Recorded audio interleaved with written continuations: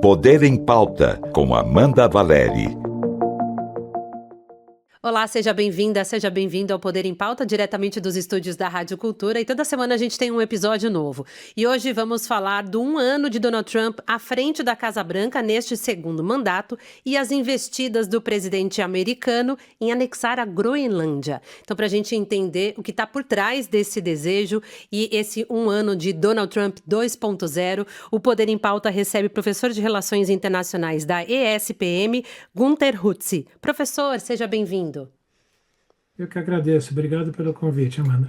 Professor, gostaria de começar com o assunto mais quente dessa semana, que é essa investida de Donald Trump de anexar a Groenlândia.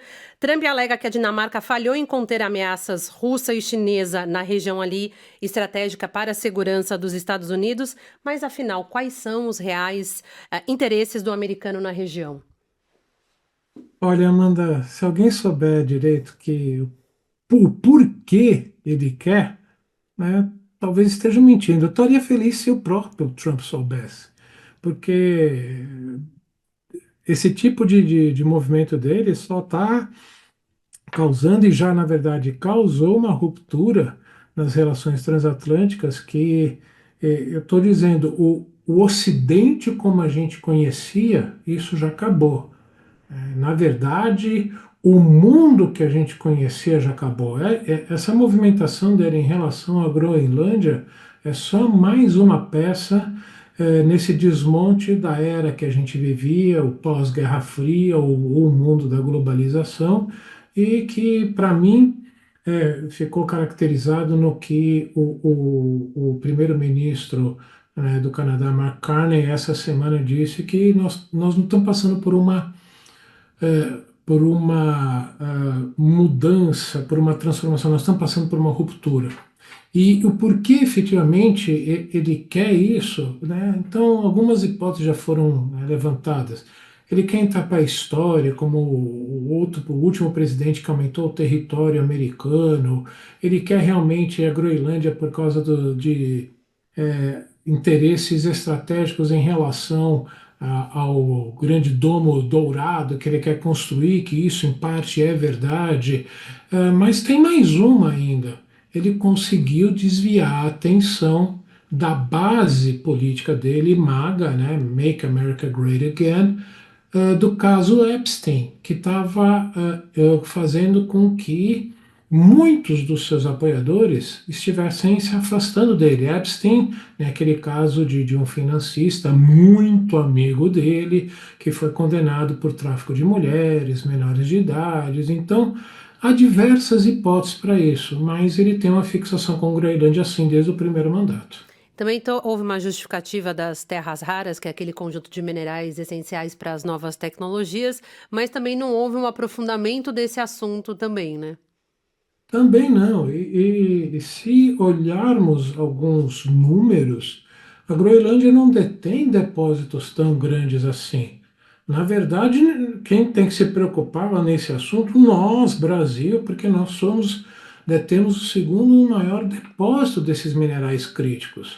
Então, não faz muito sentido tudo isso junto, né? Mas Donald Trump é Donald Trump. Houve uma ameaça de tarifas por parte do americano. O Parlamento Europeu congelou o acordo que havia firmado do bloco com os Estados Unidos. A Groenlândia já avisou que não negocia de jeito nenhum a soberania da ilha, enquanto ele fala que tem um acordo para ter um controle total. Como é que fica esse jogo de um fala uma coisa e outro fala outra coisa?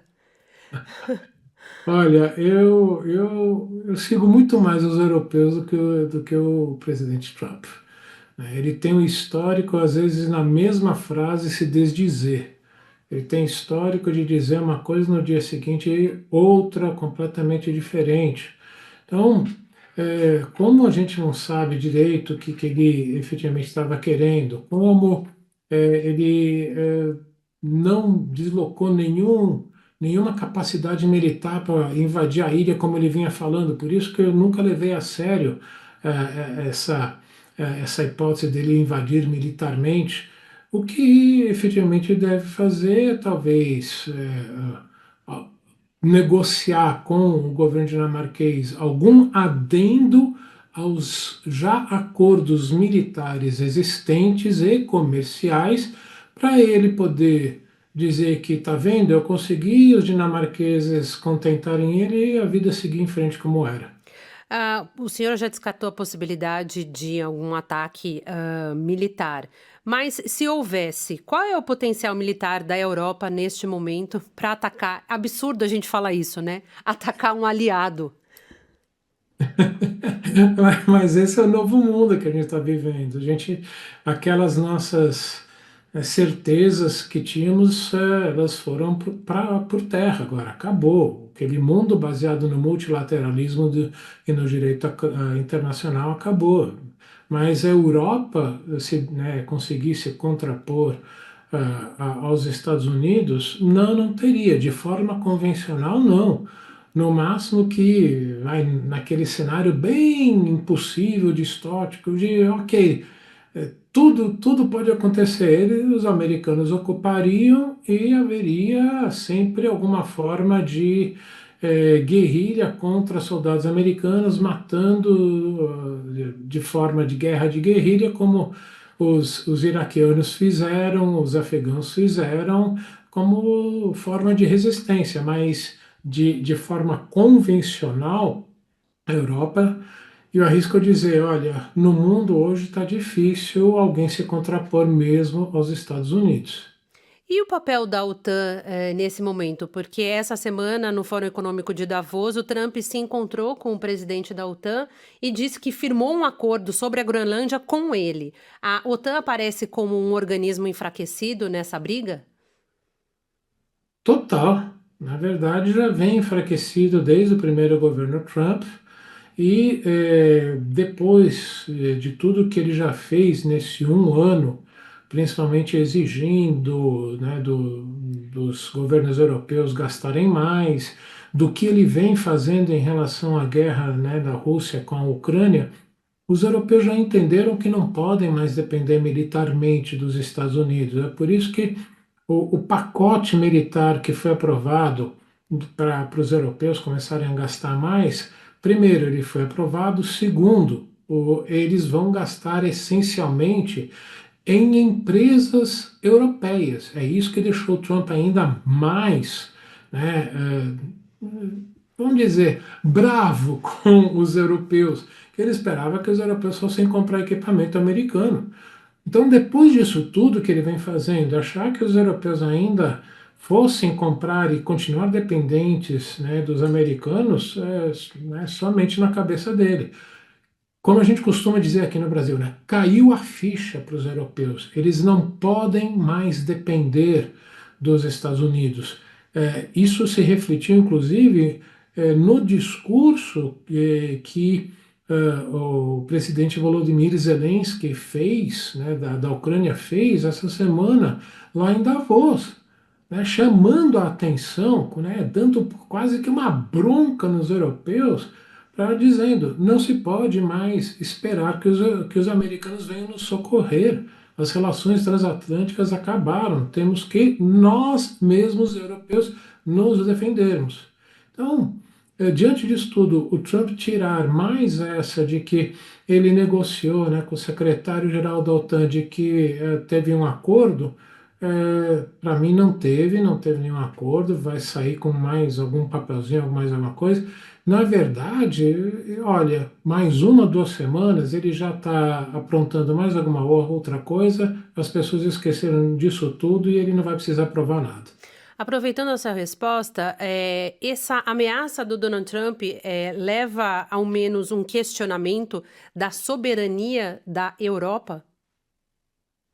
Olha, não da soberania, mas da autonomia, ou seja, os europeus que desde a criação da OTAN, né, em 49, mas a Europa Ocidental, principalmente, né, por ter sido libertada da conquista nazista na Segunda Guerra Mundial, portanto, desde 45, sempre acreditaram que os Estados Unidos, por compartilharem os mesmos valores essenciais de sociedades, portanto, capitalismo, liberdade de expressão, liberdade de informação, direitos humanos, que os americanos sempre defenderiam a Europa. Portanto, agora eles perceberam que não podem ter mais essa dependência, eles vão buscar essa autonomia, não vai ser fácil, não se cria isso em 2, 3 anos, é um projeto de médio prazo, mas no mundo em que as grandes potências se impõem sobre os outros, os europeus perceberam que estão exprimidos. Ou eles se fazem grandes potências e se fazem respeitar como grandes potências, ou eles vão ficar sempre tendo que aceitar a imposição de um ou do outro lado. O outro lado, leia-se China. Na sua avaliação, professor, está faltando alguma liderança, um nome mais firme na Europa? E se sim, o Trump aproveitou dessa, entre aspas, vulnerabilidade para ampliar as ameaças?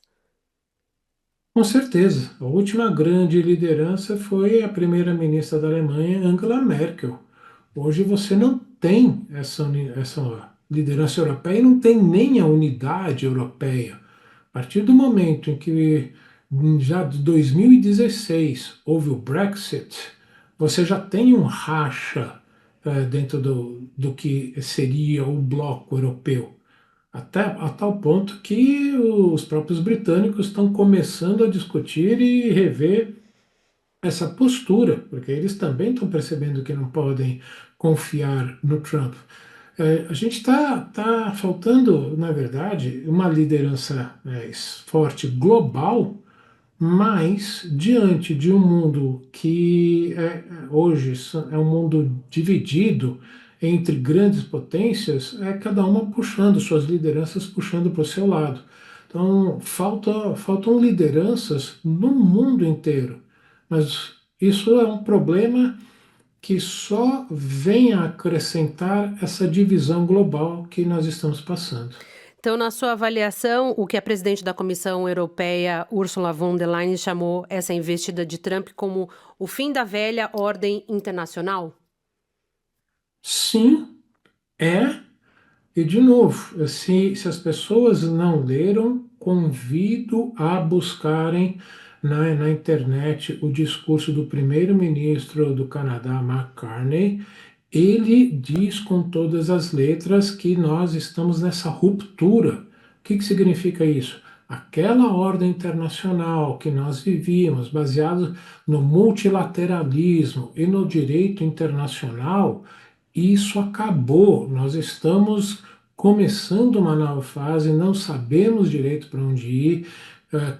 McCartney ele tentou dar um norte, chamando a atenção de que potências médias, como o Canadá e outras, devem se unir para criar regras entre eles, portanto, potências médias seria o caso do Brasil também, e porque essa é a nova realidade. Esperar que a velha ordem internacional liberal, baseada no direito internacional, vai ser de alguma forma resgatada e reformada, isso não vai acontecer. Isso é sonho de uma noite de verão. Infelizmente, é essa a realidade e que a gente tem que começar a colocar os dois pés no chão para olhar para frente e como se posicionar nessa nova realidade. Olhando para o primeiro ano de Donald Trump à frente da Casa Branca, com toda a questão tarifária, ceder é pior ou melhor cenário para a Europa? Olha, a Europa tem como enfrentar Trump. A Europa é um grande mercado para as empresas americanas. E é isso que os europeus começaram a perceber nessa investida dele contra a Groenlândia. Ano passado, eles procuraram negociar, foram em grupo lá para a Casa Branca, tem uma famosa foto do Trump sentado no Salão Oval com os principais líderes europeus do outro lado. Não houve uma retaliação por parte dos europeus, mas eles perceberam, né, diante das ameaças dele contra a Groenlândia, que não funciona. Por isso mesmo, que quando ele anunciou tarifas, qual foi a resposta dos europeus? também vamos impor tarifas aos produtos americanos. Então, quem tiver essa capacidade, são poucos os países que têm isso, tem que agir e buscar não só colocar, né, tarifas também aos produtos americanos, mas começar a negociar alternativas para sair da dependência do mercado americano. O professor, você vislumbra algum denominador comum? Bom, denominador comum entre quem? Isso é importantíssimo a gente ter em mente, porque alguns estão até falando, não, hoje a China é o ator que busca trazer a estabilidade. E nos discursos chineses, né, do governo chinês, sempre é a defesa da ordem internacional, do direito internacional, mas espera lá, Rússia e China, em 4 de fevereiro de 2022, ou seja, 20 dias antes da Rússia invadir a Ucrânia, eles fizeram, né, o presidente Putin, Xi Jinping, em Pequim, fizeram uma carta, um comunicado conjunto, praticamente lançando uma nova ordem internacional, questionando o que é democracia e que são os direitos humanos, ou seja, relativizando isso. E isso, para mim, também é, desde lá, um questionamento da ordem internacional. Invadir e anexar um território como a Rússia fez é um questionamento da ordem internacional. Esse é o ponto que eu acho mais importante e interessante do primeiro-ministro Carney do Canadá. Tem que saber negociar com vários, como ele fez um pouco antes de ir para Davos. Ele estava em Pequim, negociando uma parceria estratégica comercial com a China, mas ele defende, as regras comuns devem ser entre aqueles países que têm princípios e valores em comum. Por que que eu estou dizendo isso? Brasil é parte desse Ocidente original, dessa Europa ocidental. Democracia e direitos humanos fazem parte dos valores da nossa cultura.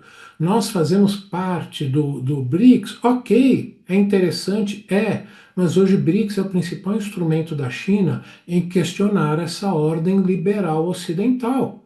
Por isso que nós não podemos colocar todas as fichas, como o governo Lula vem fazendo, principalmente sob influência, né, do embaixador Celso Amorim, que é o assessor especial da Presidência da República para Assuntos Internacionais, como membros do BRICS e sermos tão próximos da China.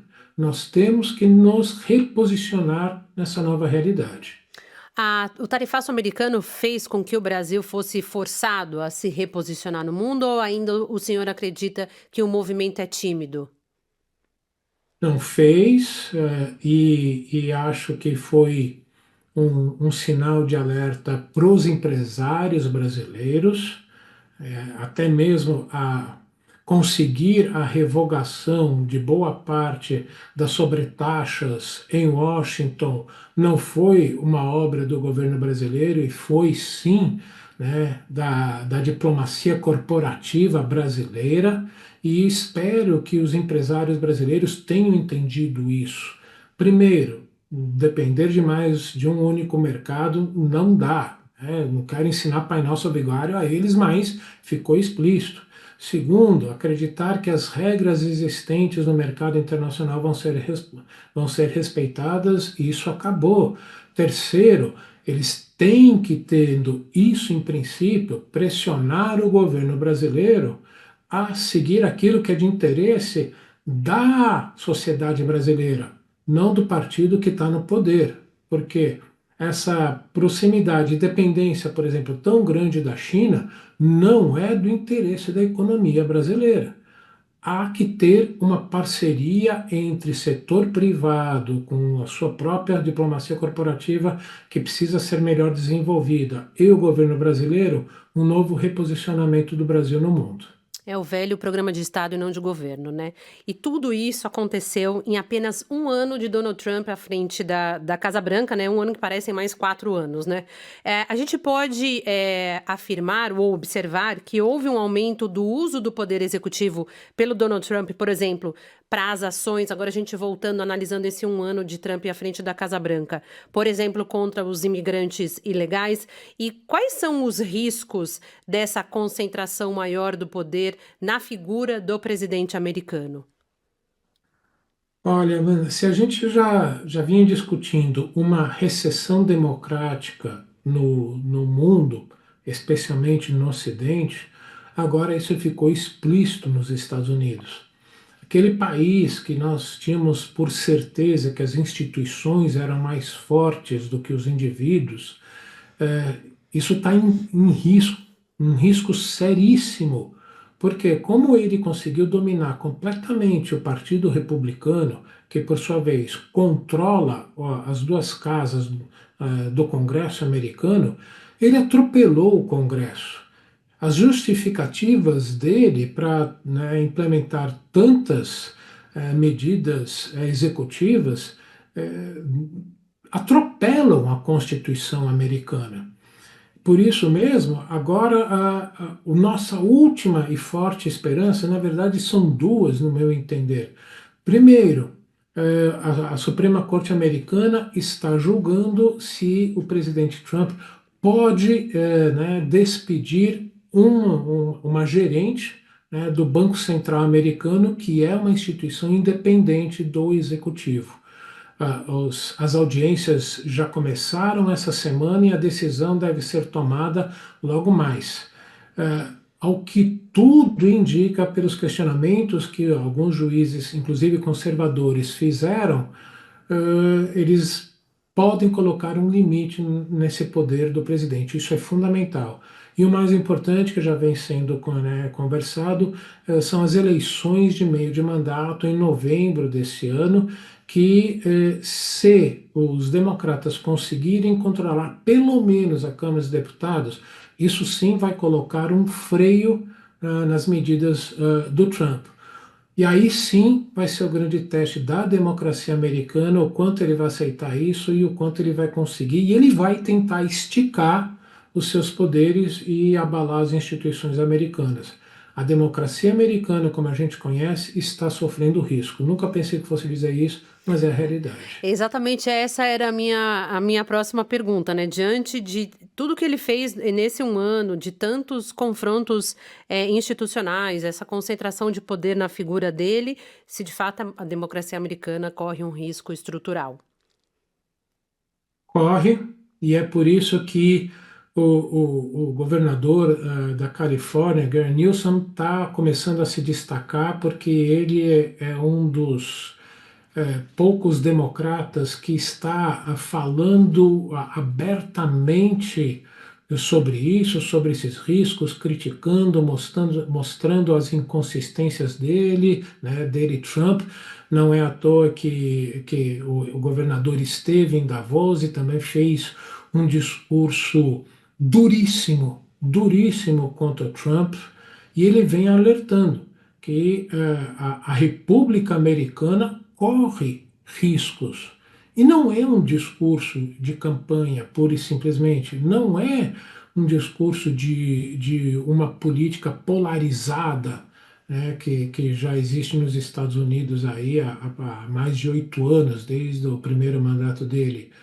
Todos os analistas entendem isso. Realmente, o Trump está colocando a democracia americana em risco pelas independências das instituições americanas. Mas há um custo político disso tudo, né? Especialmente nos últimos dias, a gente viu a ação da polícia imigratória com graves violações aos direitos humanos. Essa semana, uma pesquisa de avaliação do governo Trump mostrou que a desaprovação chega a quase 60%. Sim, tanto é que, se eu não me engano, acho que eu li hoje alguma coisa, né? Hoje, na sexta-feira, de que ele teria entrado com o processo contra o New York Times de ter publicado uma matéria disso, né? Da aprovação dele está ao redor de 40%, dependendo do tema. Então, todas essas medidas, inclusive, principalmente, né, essas medidas internas, estão fazendo com que não só os democratas, mas os eleitores independentes nos Estados Unidos comecem a desaprovar o presidente.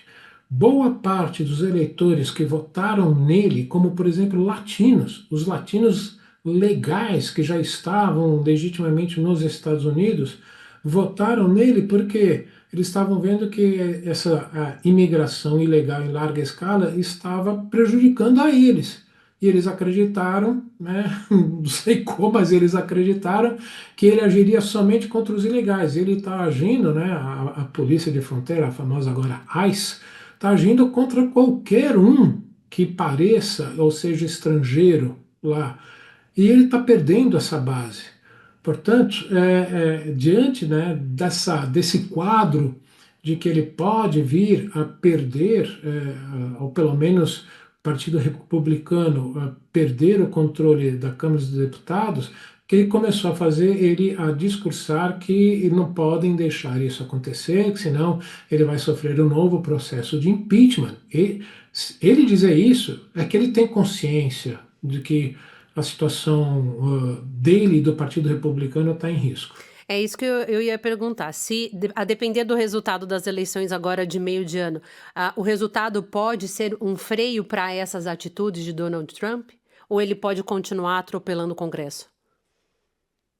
Esse vai ser um ponto bastante, eh, tentar achar a palavra, né, correta, não parecer alarmista, mas vai ser um risco mesmo para a existência dos Estados Unidos como a gente conhece hoje.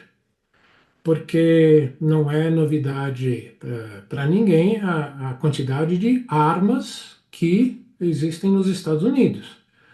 Se olharmos o que ele já tentou fazer no famoso 6 de janeiro, né, para impedir a certificação via colégio eleitoral lá da vitória de Joe Biden em 2020, o que ele pode vir a fazer, incentivar a base dele contra os democratas, e os democratas também são bastante armados, isso independente De de partido, né? coloração É. política deles lá, né? Azul, vermelho, não, isso é uma cultura americana.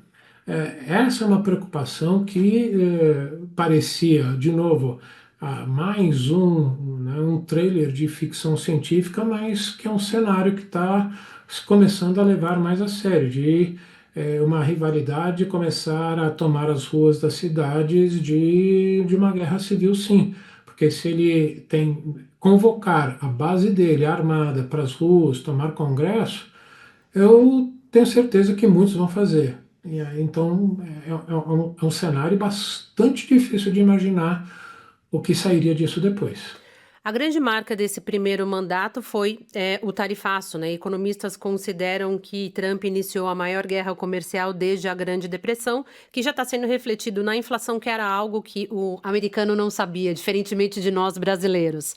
E dados mostram que os preços estão subindo de forma bastante expressiva nos Estados Unidos. Isso pode ser mais um elemento para contribuir para a impopularidade e, de repente, promover aí uma ruptura, uma mudança no Congresso? Com certeza, né? O- o- Ele ter voltado atrás nas tarifas que nós aqui acompanhamos mais de perto no Brasil, de café, carne, suco de laranja, foi justamente porque machucou, o que eu sempre brinco em sala de aula, o órgão mais sensível do ser humano, o bolso, principalmente americano. Sem hambúrguer, sem suco de laranja e sem café, americano não vive, né? Acrescentaria aí o carro em cima, né? O bicho em cima de quatro rodas. Então, sim, o recuo dele em relação a essas tarifas nos nossos produtos já foi uma indicação disso, de que ele entendeu que estava prejudicando as sobretaxas que ele vem ameaçando, como ele ameaçou também agora essa semana, o presidente Macron da França não vai fazer parte, né, do Conselho de Paz lá para Gaza, eu vou impor 200%, né, de sobretaxa nos vinhos franceses. Ele adora, né? O Trump já disse, para ele é o principal instrumento. Ele fala muito, mas está voltando atrás, porque sim, o custo de vida dos americanos subiu e isso vem contribuindo para a queda da popularidade dele. A aprovação dele em relação à economia é um dos pontos mais baixos é, com o eleitorado americano. E também tem a pressão do empresariado americano que acaba também sendo prejudicado por essas tarifas. Tem, mas muitos já estão cedendo. Por isso mesmo, também aquela ideia de que os Estados Unidos seriam o país efetivamente do mais livre capitalismo, até isso já está mudando. Já vinha, na verdade, se olharmos as medidas que Joe Biden tomou, já vinha mudando, e que com a guerra comercial entre Estados Unidos e China, os próprios empresários americanos já vinham se adaptando a isso. O que eu quero dizer? Teve um estudo do Banco Mundial já em 2024 que indicava que todo novo investimento, greenfield, ou seja, começar uma planta do zero, uma fábrica do zero, todas as empresas americanas estavam fazendo isso no solo americano. Ou seja, até os próprios empresários americanos estão se adaptando a essa realidade. Agora, o mercado financeiro é outra história. Para mim, é esse o grande freio ao presidente Donald Trump. E por que que é o grande feio? Para a gente se explicar para o nosso ouvinte.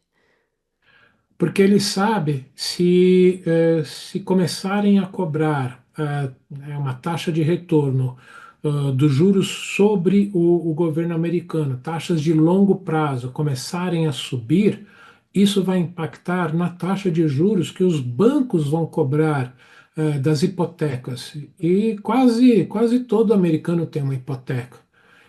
Foi quando, né, ele começou a tomar várias medidas ano passado e que houve um aumento muito rápido dos juros futuros nos Estados Unidos em cima dos treasuries, ou seja, da dívida pública do governo americano, que ele recuou. Então, no meu entender, é o mercado financeiro hoje que tem o maior instrumento de pressão contra o governo Donald Trump. Professor, muito obrigada pela participação aqui no Poder em Pauta. Ainda a gente vai ter o resto do ano, né? Porque a gente já só está em janeiro e tanta coisa aconteceu. Obrigada pela aula e até uma próxima oportunidade. Eu que agradeço o convite, até a próxima. Obrigada a você pela companhia. Se você gostou desse episódio, compartilhe, deixe seu comentário e o seu like. E a gente volta na semana que vem com uma nova pauta. Até lá!